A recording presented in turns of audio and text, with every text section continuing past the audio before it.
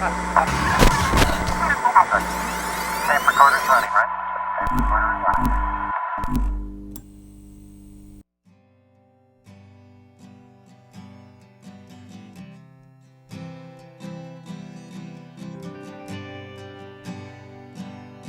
Okay, how are you doing? I mean, under the circumstances, I'm okay. I mean, I think that we're all getting a crash course lesson in gratitude.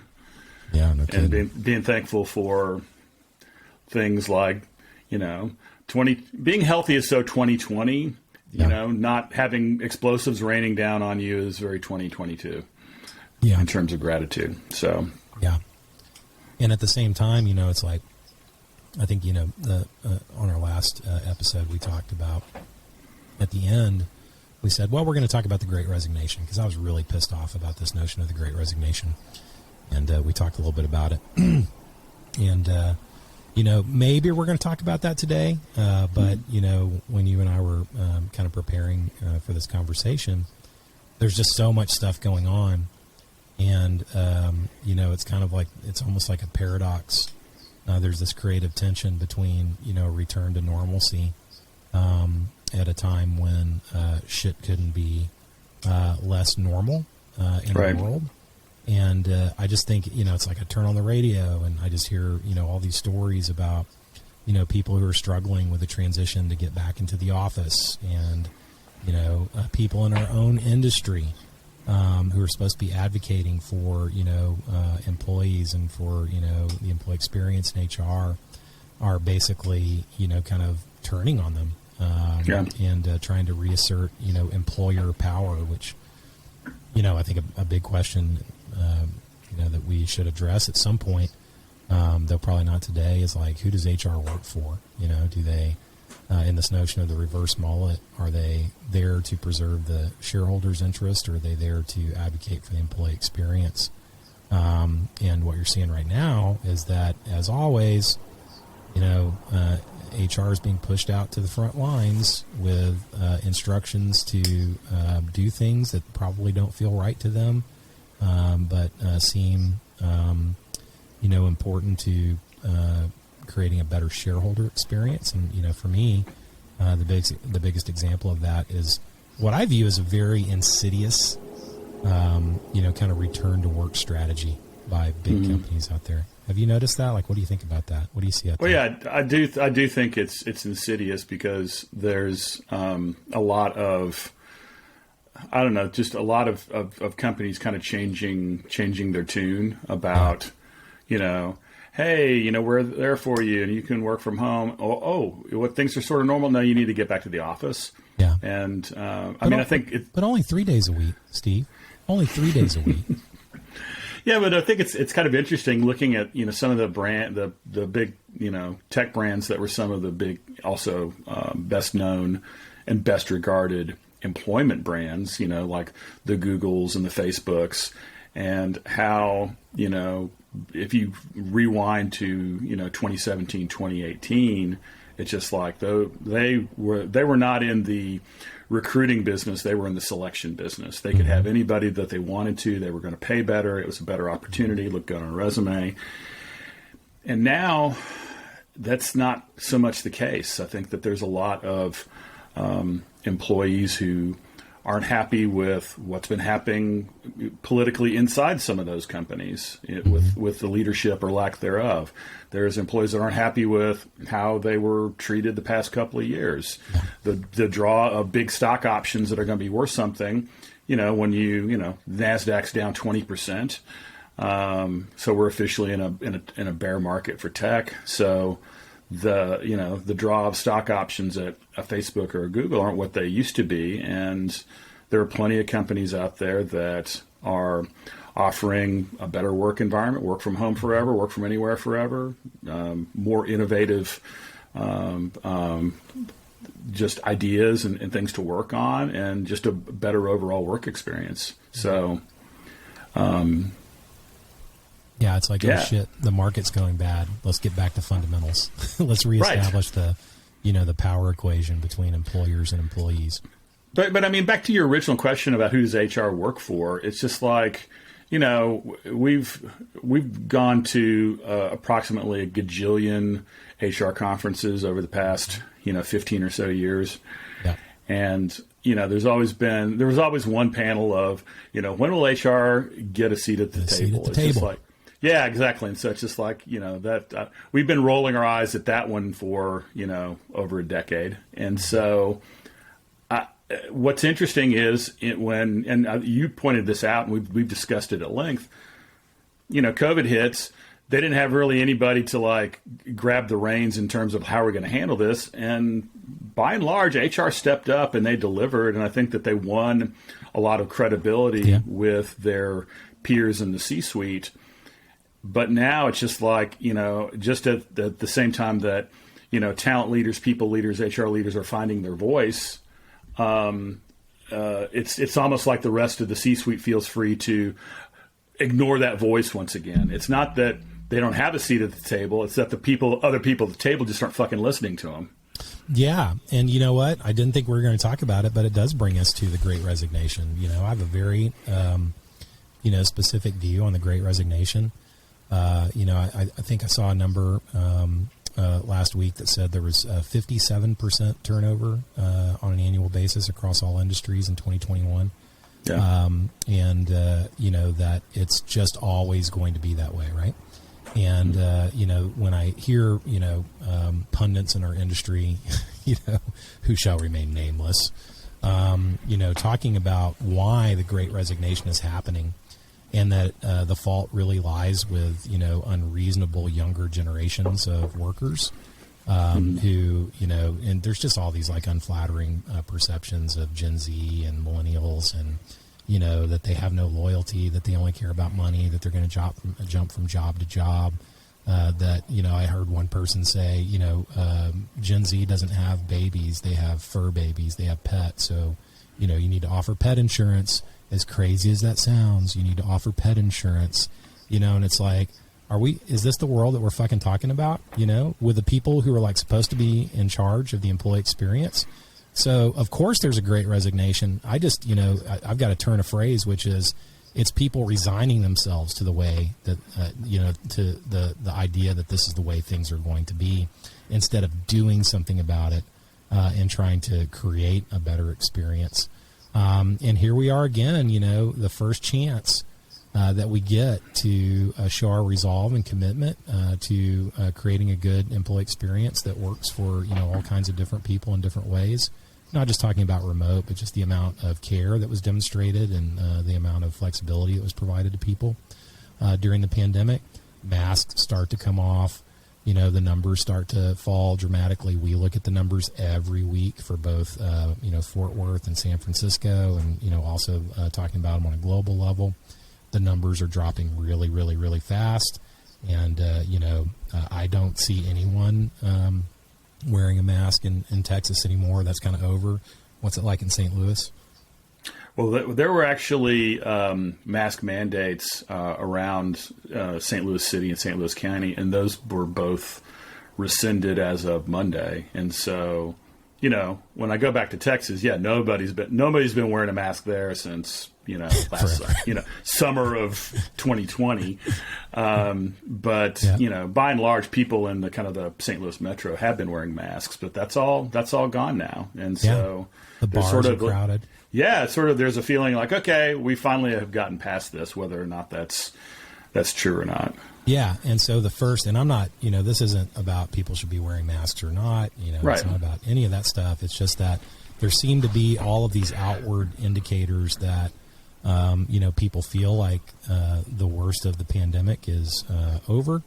At the first sign of that, then, here come the companies who said all these things, they're written down, they're not tweets that can be deleted, right? About work from home forever. And, this is heralding in changes that we've always wanted to make and et cetera. And now it's like, well, just 3 days, just, come back for 3 days. And then how long before 3 days becomes 4? Yeah. Well, and it's funny because it's just like it's been very clear over the past few weeks. You're seeing, major national, international employers, basically have, announcements that are no uncertain terms. Our employees are going to get their asses back to the office. Yeah. In the very near term. It's just like they try to put a smiley face on it, but it's definitely a get back to work message. And so I think that we're going to see a lot of interesting things here, I think, over the next, say, 3 months in regards to this, because I think that, everybody's had a life's too short moment since 2020. Or about 5. Or yeah, exactly. Yeah. I think that you're going to see a lot of people voting with their feet. Yeah. More so, they're like, oh, you want me to go back to the office? Well, guess what? I'm out. Yeah, and what did we learn? It's like, for me, it's a failure of imagination, creativity, and like critical thinking. Mm-hmm. Basically, we were already on our way as a society to a digital transformation of the employee experience. Like that just needed to happen anyway because workforces are becoming more global, and just a bunch of reasons. You have to kind of go to where the talent is in talent pools that are very restricted for certain types of positions, etc. And basically, I hope this doesn't turn out the way that there's some early indications that it will, but people were not able to really wrap their arms around the digital transformation of the employee experience during the pandemic, and they couldn't get the right approaches, the right mindsets, the right solutions in place to make it work. Most organizations did, ramp up the, provision of kind of services, what I would call employee success, services to folks in mental health and stuff like that. But what did we learn? Because, here we are at this moment where there's, signals that, appear to be pointing to many people to the belief that, we're through the worst part of the pandemic. And it's like, we could either keep trying to affect this digital transformation and create this employee experience, or, oh shit, look at everything that's happening in the economy, look at everything that's happening around the world. We need to hit our numbers. The only way we can do that is if we have people in the office so that we can, go around and get FaceTime and interrupt people, while they're trying to do work, and pull people into meetings and, et cetera, et cetera. And it's like, we said this 2 years ago. We said that the return to work, if there was one, was had the potential to be even more stressful and unsettling and disruptive than everyone going home, for the pandemic was.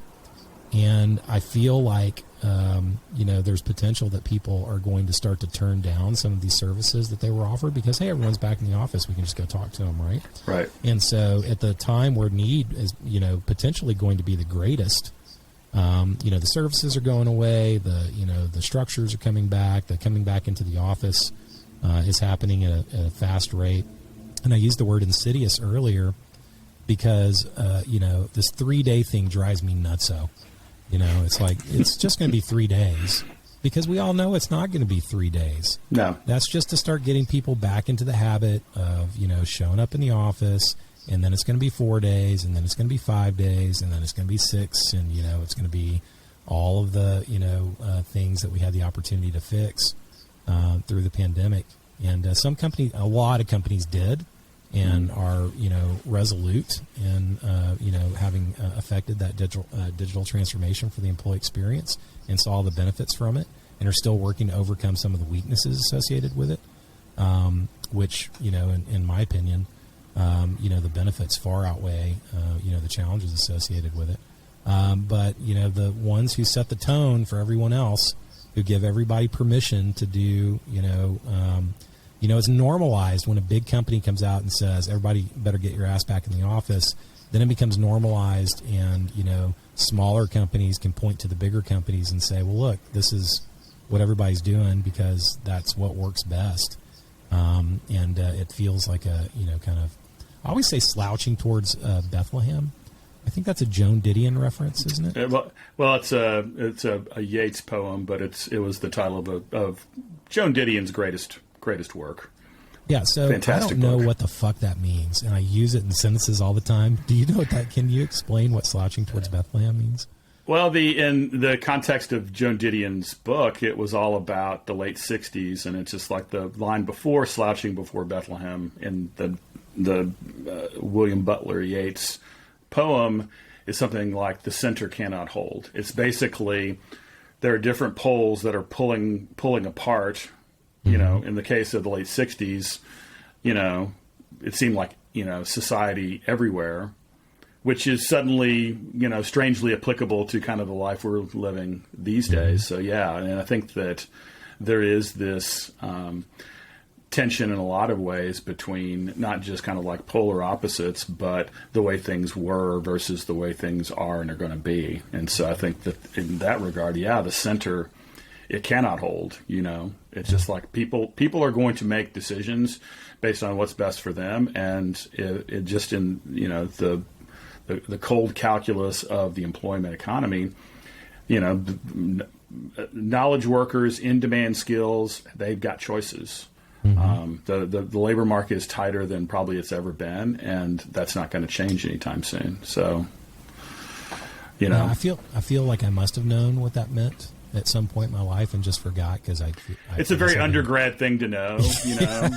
You know, when you're sitting around, you know, drinking cheap wine at Quackenbush's or wherever you did that kind of thing. Yeah, Les Amis, throwing out some old Austin references for you. Yeah, yeah, that's what you would talk about, you know, things like Yeats poetry and Joan Didion and. Well, I just knew that you would know the answer. And thank God that someone is the official record keeper of culture and history. Blame it on my misspent youth. I stayed awake in class occasionally. Yeah. Well, but, you know, back to kind of your question, though, about HR, it's like, who does HR, you know, who are they going to be accountable to? You know, and I think the conventional wisdom pre-2020 was HR is not your friend. HR is there to be, you know, the defender of the company and the risk mitigator and prevent employees from doing anything that would harm the company. And I think now the question is HR going to be the advocate for the employee, knowing that if companies take a more employee-centric approach to work, that is actually driving business results for the company. Hashtag reverse mullet. Reverse mullet. Party in the front, business in the back. Reverse mullet. Yeah, and, you know, I just don't know, you know, how to feel. And, you know, I want to feel incredibly optimistic. And I do have a very optimistic view of, you know, what can happen over the next 2 or 3 years. But it seems that we're at a critical point. And, you know, the critical point has a lot to do with HR. You know, it all runs through HR. And so when, you know, going back and, you know, HR and work tech pundits, they love a good catchphrase, seat at the table, the Great Resignation, you know, the war for talent. Though I've heard more than at any other point in my life, people actually call it the war on talent. Yeah, no, that's a very common slip up. And unfortunately, I think it's very telling because a lot of times it feels like the war on talent. Yeah, so we have declared war on talent. If you just take this one particular catchphrase, you know, seat at the table, and, you know, go back in the magic time machine to, you know, when that was, you know, kind of really a full-throated battle cry in HR.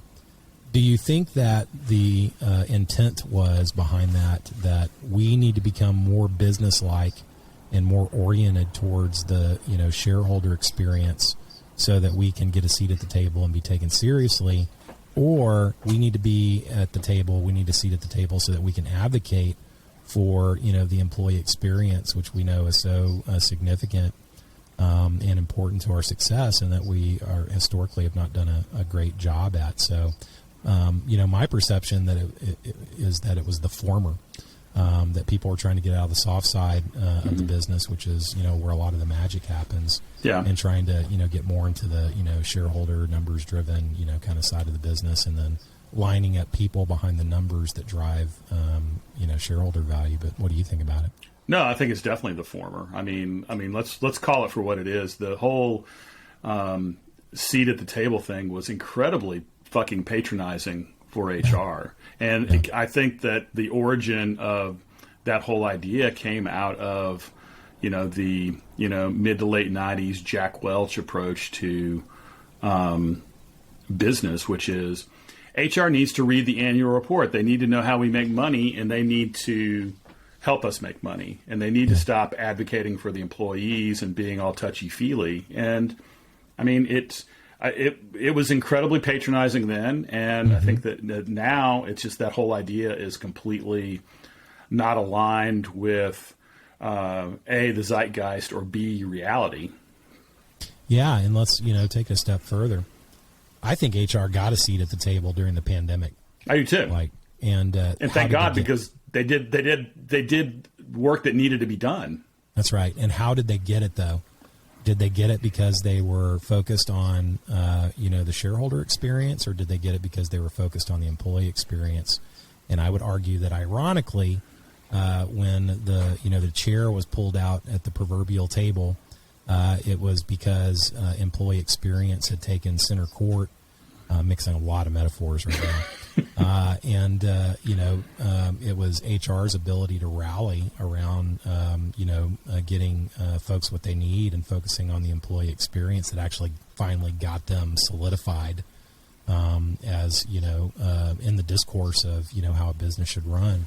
So ironically, what got them to the table was the thing that, a lot of folks were telling them they need to leave behind. And we'll see what happens next. Right. So, and I do think it comes down to, kind of personal decisions, that, people make every day, that HR people make every day, that people, selling services and software, into work tech, and in companies every day, make about, who they're building the stuff for. What their vision and purpose is in doing so. And I think it's going to take a lot of courage from a lot of people to resist. Like, there's nothing wrong. And, this is I get a lot of shit about this because I sound like anti-shareholder. I am a shareholder. I am a shareholder. It's okay to want a good shareholder experience. It's okay to want a good customer experience. And it's okay to want a good employee experience. But all of those things have to be held in balance. And of all of them, the employee experience is the most important thing. It's the engine that makes everything run. And so I'm not against, companies making money or, employees performing well or, anything like that. And I think a lot of people confuse our position on, kind of the reverse mullet and employee experience with, some kind of like, esoteric, new agey, just like be nice to people and, good things will happen. And there is some component of that, I won't lie. But there's a lot of evidence that it actually, works. But I'm not against those things. It's just when it becomes so over-rotated that, it has a significant negative impact on the quality of life for so many people around the world. Right. And so I think we, have been given a tremendous opportunity. And if anything, the opportunity that we have right now today is like the, bellwether moment or the watershed moment. Which one would it be, bellwether or watershed? It could be both. Touchstone. I don't know. Come on, let's find some more words to throw in there. Yes, it's all of those things. Yeah. Well, I've got this bingo card over here of like 10 things I have to say. So watershed, bellwether. It's kind of like Wordle for podcasts, with phrases. And so I am optimistic that there is a much larger force for good that supports a great employee experience in the world than there ever has been before. And I feel like it's a moment where, everyone really needs to come together who's, kind of in that, philosophical group and really keep prosecuting the case as, the environment seems to be shifting a little bit and causing people to fall back to, very batten down the hatches, protect operations kind of, behaviors. Let's, focus on business continuity, et cetera. Well, it's just like, business leaders are notoriously afraid of risk and change. In a changing environment, you don't know what's going to happen. Your own relevance becomes called into question.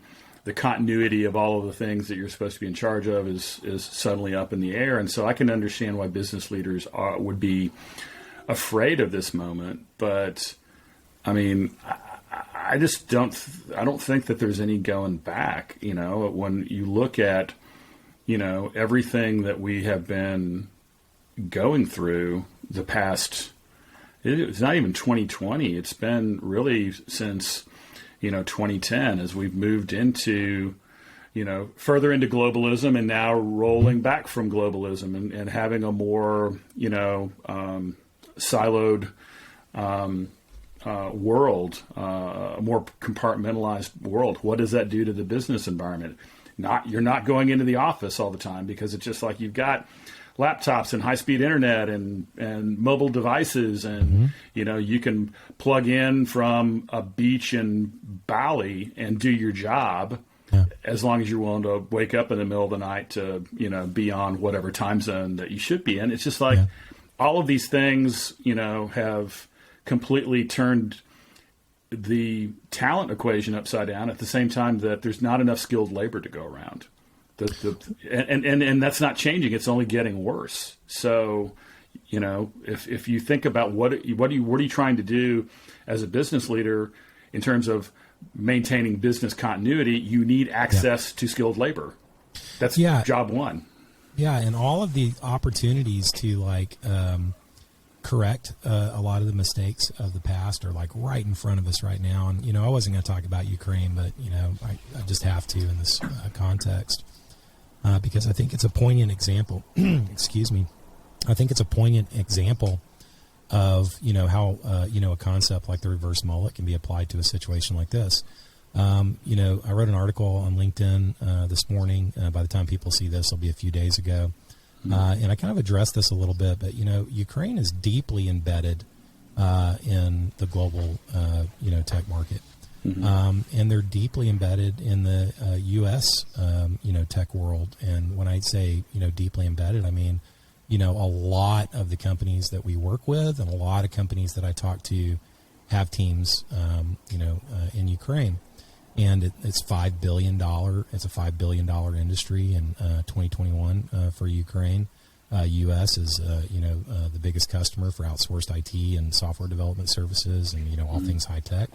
Out of Ukraine, and it's here is one of these decisions that truly lays bare how business works right currently in the conventional mullet, it's like I saw everyone and look, a lot of people are doing a lot of great things. This is not a holier than thou moment. It's just I would like people to pay attention to it and analyze it. Because I think that we've made several key mistakes in the tech community in response to the crisis in Ukraine, the invasion by Russia. The first was, we started getting, all of these notes like we did at the beginning of the pandemic from, like cable companies. It was cable companies and stuff like that back then. They were like, we care about you. You're the most important thing in the world. Your health, take care of your family, etc. And then that was the last we heard about it. And then it was kind of like, okay, how do we ensure business continuity? And I saw this with a lot of approaches that I read about in Ukraine, where the first thing that companies said was, we're going to try to help our people get out of Ukraine, right? And so to me, that was mistake number one. And that's going to be a controversial, statement, but to me, that was mistake number one, and here's why. No one asked them what they wanted. And in fact, yes, there are many refugees fleeing Ukraine, and it's mostly people trying to get kids out. But a lot of people are turning right around at the border and going back and trying to get a gun and trying to get body armor and try to protect their country and their city and their neighborhoods and all that stuff. So if you ask them what they wanted, the first answer wouldn't have been, can you please get us all out of Ukraine? So it was providing a solution that wasn't really asked for. And so, and that was like one sentence in all these, kind of releases, right? And then the next 5 paragraphs were about ensuring business continuity. Right. And, it's like, okay, so haven't we learned this lesson? it's we have viewed outsourcing to communities like Ukraine as almost, kind of a game of interchangeable parts. And where can we acquire talent, that is, both high quality, but that has, positive, kind of economic benefits in terms of labor rates and stuff like that. And then, when something, like this happens, it's like, okay, well, where do we get our stuff now? It's like we have to ensure business continuity. So we need to find another partner who can do this or another, it's like those people are people that we have been working with, that are deeply embedded in our tech communities. They're either going to be in Ukraine or they're going to be going to other countries or whatever, but they're still going to, be working in the tech community. They're still a valuable contributor. They put more money in the pockets of American tech companies. When you think about their contribution to the overall productivity of tech companies in the United States, they've put so much money, in our pockets. To just, kind of focus on business continuity as the ultimate priority misses the opportunity to build, kind of a long-term relationship with people based on, kind of a mutual attachment that's built on care. A lot, we're raising all this money for, to get body armor over to Ukrainian civilians and military and all that stuff. And a lot of people, want to talk about that. And I get a bunch of stuff, just emails coming in on our website, stuff on LinkedIn, calls, et cetera, et cetera. And people really want to talk about that. And, part of what I say is like, look, if you think about the impact on the employee experience, and this is not why we're doing it, but if you just think about it, if you think about the impact of the employee experience on the stance that we're taking, which is, hey, let's not worry about the business part of this right now. Let's focus on getting you what you need. If our people at the agency see us working this hard to help partners who many of them have never seen in Ukraine, how hard do you think we're going to fucking fight for them, if they encounter some sort of, a tragedy or, disaster or something like that. So I think it's a real opportunity to send a message about the value of people and of maintaining long-term relationships through difficult times that can reflect across, the entire ecosystem. I mean, I've also got customers reaching out to me who are drawn closer to us because of, the things that we're doing to try to help our friends in Ukraine. And this is not the reason that we're doing these things. But if people can't see that the value that's created by focusing on the people instead of business continuity in a moment like this is much greater than the short-run business continuity, I think that that's a key mistake that, kind of lays bare the way a lot of people think about, outsourcing and talent in general, et cetera. Well, and I think that this touches on some of the things we were having internal discussions about in terms of like purpose and, and especially like when you look at it from a brand perspective, specifically related to Ukraine, something like they've done surveys from different entities and something like 80% of people want brands to take a strong stand about this particular issue. And the people are making decisions, not just within tech, but everywhere, are aligning themselves with brands that they believe speak for them or that they are in alignment with. And, this is, one of just a whole litany of issues. And it's just like a lot as a brand, it can be somewhat challenging and uncomfortable to decide how comfortable are you just kind of being yourself and being, transparent about what it is that you stand for. How do you make sure that you're not, you're being authentic, but you're not being trying to manipulate the moment, if that makes sense. Yeah, it does. And, I feel that creative tension all the time. Because in a lot of things that we do, and I understand why, because I think people are naturally skeptical about, the initiatives that brands get involved with around social good, that, that there's an end game in mind, and that it's being, driven by some desire to use, a moment like this to, kind of establish, something about your business that's going to help you grow in the future, or that's going to help you rise above, the fray of all the, companies that are out there. And so, I've encountered people that, I've talked to who seem to be a little paranoid and skeptical about, why we're doing what we're doing. And I get it. Yeah. Why wouldn't they be? Right. It's reminds me of Bo Burnham's special Inside that he recorded during the pandemic. And he's got this whole segment on, cause-oriented brands. Yeah. But, taking it back to what you were talking about earlier, asking people what they need. And I think that just from a inclusivity standpoint and an equity standpoint, it's just like, what is it that people need? And I think that we got a lesson in that during the pandemic about, what, and some organizations did this, some employers did this better than others, of actually asking people and then listening. Because it's just like, never in my wildest dreams would I have imagined, we're going to help a partner by trying to raise a bunch of money to buy body armor and send it into a war zone. That sounds weird. It sounds weird. I mean, if you live long enough, you've seen it all, but it sounds weird even saying it out loud. Yeah. And so, it's never anything I would imagine would have been within the panoply of options. But it's just like, these are people that we work with.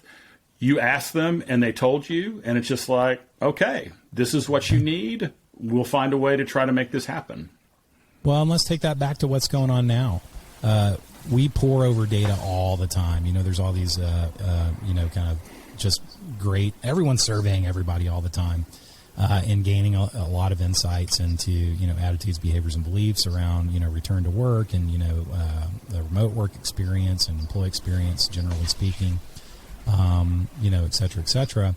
And I probably read, at least an article a day and probably a research report a week on that. I haven't seen any data anywhere that says people want to go back to the office. Have you seen that? No, I'm being serious. No, I don't think that there's a groundswell. I think that there are, there is a small segment of people, and I actually have seen some research on it fairly recently. I think it's like 10 or 15% of people who I want to go back to the office all the time. Yep. Whether it's just like, hey, I want to get away from my partner, or my kids are driving me crazy, or I just like the coffee there better. There's a small segment of people who want to go back to the office. Yeah. There's a much larger segment of people, I think it's something like a third of people, who never, ever, ever want to go back to the office. They are happy working in sweatpants, being on Zoom. Yeah. Great. The rest of the people in the middle are somewhere along the lines of, I would prefer to spend most of my time working from home, but I would like the option of going back in the office, simply because I think that everyone kind of misses the camaraderie of being with their coworkers and being able to have that human interaction. And I know I do. I miss being around our people. I don't want to go back to the office full time, but I enjoy the option of being there. And so I think that that's where probably most people kind of fall. Yeah. But I don't think that, recalling this research, and I can't remember the source, I apologize for that, but I think most people are more than happy to continue working from home by and large. Yeah, so data point number one. Early in the pandemic, everyone asked everybody what they wanted. They said they wanted to work from home. They let them work from home. Now, no one is asking. There's a bunch of, companies aren't asking, but there's a bunch of external research that's pointing to the fact that, there's a small percentage of people who, want to be back in the office full time, or, want it as an option. But still, overwhelmingly, people want to experience the benefits of working from home. I'm talking specifically about work tech right now. I'm talking specifically about, whatever we call this, group of workers. I hate knowledge workers, but, that's, what Drucker gave us to talk about this group of workers like 40 years ago. We haven't come up with anything else. So that's data point number one. Data point number two is, the last I checked, speaking about work tech again, I can't quite remember. Hold on, I have to cough dramatically. I can't quite remember, but it seemed like in 2020 and 2021 that companies experienced one of the most explosive periods of growth in history. And engagement reached all-time highs in 2020.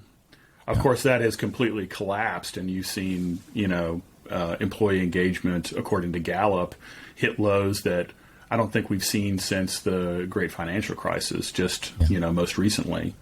And I don't think that's completely can be separated from the return to the office aspect. Yeah, and the stock market did pretty well in 2020 and 2021, and there was record levels of investment from venture capital. There was just all this stuff that went on that seems to be correlated in some way. If it's correlated. We asked people what they wanted. They wanted to work from home. We made it work, and companies grew, and good shit happened, and the stock market was great, et cetera, et cetera.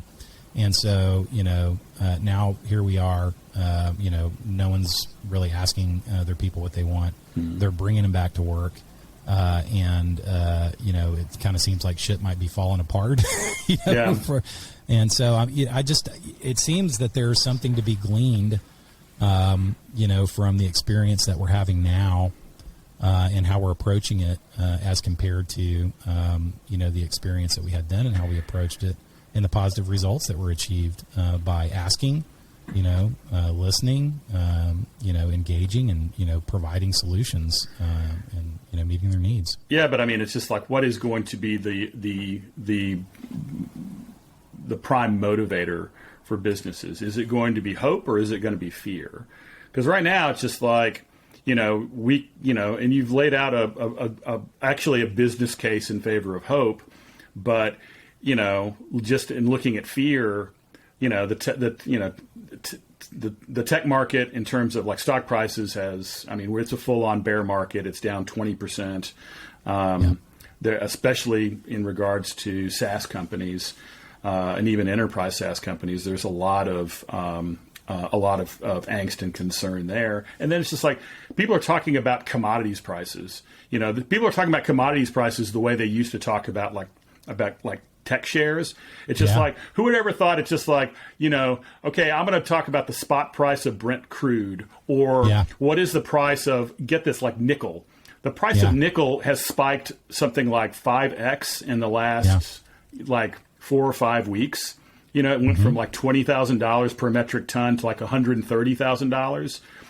Grain, whatever it is, the thing that they use to make fertilizer, just all of this stuff, where all of a sudden these are becoming drivers of things like, should we be going back to the office? Should we make our employees drive back to the office when gas is going to be, $7 a gallon?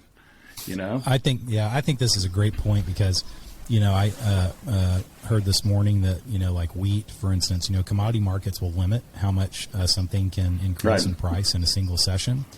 And it's hit that limit every day for like the last 6 days. It's like it goes up as high as the, market will allow it to go. And the next day it goes up as high. And the next day it goes up as high, et cetera. And, I think back to my early days when I was marketing on the corporate side. And, I didn't, I had, some roles where, I basically had to be an analyst for explaining what was going on in the economy. Like I'm, 25 years old, probably hungover, and know nothing about economics or, finance or anything like that, but like an English degree. And what I realized is that, people just kind of report what the facts are of the stock market or the commodities market or whatever. And then they sweep it all up into some theme that tries to explain why all that shit happened. Right. And sometimes I feel like people are just making that shit up, because I used to make it up. Oh, yeah. It's like, the markets are spooked because of this, that, or the other, right? And I believe that there's a lot of that narrative building that's going on right now relative to, kind of changes in the employee experience and, getting people to return to work and stuff like that. It's like, oh, yeah, look at all the stuff that's going on in the world and in the markets and everything. And it's all because we need to be back in the office. Yeah. But only 3 days a week. Right. Only 3 days a week for now until it's 4 and 5 and 6 and 7. But, yeah, I mean, it's like I think that there is a strong case for, hope and optimism. I do like to distinguish between just like blind hope and more like faith in humanity. Right. We have evidence that when we pursue things in a certain way that's focused on, the employee experience and social good, that good things, actually come out of it. And I just feel like there's a lot of headwinds because, as you, pointed out, when people get scared, fear drives a lot of the decision making, and we fall back on the things that we feel have worked in the, distant past. And I think without, to kind of pull some of these threads together, when we talk about all these signals that are, flashing green for, a return to normalcy of some kind, I think that's giving people a license to, I think they truly believe it, but also to create a narrative around, okay, the things that we did that worked over the last 2 years were in an anomalous time, and that's why they worked, and it was good to do anomalous things during an anomalous time. But look, the world is getting back to normal, except for this war thing. And so what worked when things were normal is what's going to work now. So we also need to get back to, normal in terms of, kind of the power dynamic and relationships between the employee, customer, shareholder experience, and social good. I don't know. No, and it's just like I think that we're going to see that struggle continue to play out, that hope versus fear. And, I think that, I'm with you. I'm on the side of optimism on this one, that hope is actually, and like you said, not blind hope, but actual, fact-based hope yeah. is actually a strategy. Well, I'll bring, let's end on this. I'll bring it back to a concept that we talk about a lot, which is the introduction of a new organizing principle. And, we've talked in the past about the last major organizing principle being, kind of the introduction of cloud computing and that how that reordered the field and how, Salesforce didn't exist, but now they have the tallest skyscraper in San Francisco in a relatively short amount of time, et cetera, et cetera. And I think we are at that moment now where the rubber meets the road and the reordering is going to begin. I don't think the organizing principle changed, but now I think you're going to see, the field get reordered. People who have led in the past are going to, kind of fall out of the field. And new leaders are going to emerge because they're on the right side of the new organizing principle, which I do believe is around, decentralization and greater autonomy and, more focus on employee experience and, all that stuff. And I think the companies that you see who are, kind of falling back into traditional modes of operating are basically hewing to an old organizing principle. And so what we're seeing now is the shaking out of, did you take the red pill or the blue pill? We'll see. But, on that hopeful side, I would just like to draw people's attention to thinking about what we view with companies, not as a monolithic, like this is what's happening in the market or this is what's happening in business, but look at the companies who are succeeding and the companies who are failing and look at their different approaches, compared to how the world has changed. And I think we're seeing a pattern there where the people who are, hell-bent on, business as usual are going to lose their leadership positions in the field, and new leaders are going to emerge, and there's going to be a massive turnover in all markets and in a lot of different aspects of society beyond business. I completely agree. We'll see. I'll bet you $1. I'll bet you a Coke. How about that? Bet you a Coke. All right, I'll take a Coke. Well, I love these conversations. I wish we could do them every day. Oh, yeah, I do too. But They make then me feel better. I don't know that people would want to listen to this every day. I'm not sure people are listening to it right now. Well, they're not listening to it right now as we're recording it. Well, not right now, but you know what I mean. You keep telling yourself that, Steve. If that makes you feel less nervous to get on this, giant stage that we've developed, you just keep telling yourself that. Oh yeah, Nobody's watching. yeah. I got a lot of nerves talking in front of people, and it's just like, no, what am I going to say? What will I find to talk about? It's so frightening. Yeah, No. You just have to dance like nobody's watching, Steve. Oh, that's pretty much the only way I dance. Like no one's watching, and I've had too much to drink. I've seen you dance. I know, it's pretty frightening. Well, I will catch you next week. I will see you when I see you. Bye. Bye.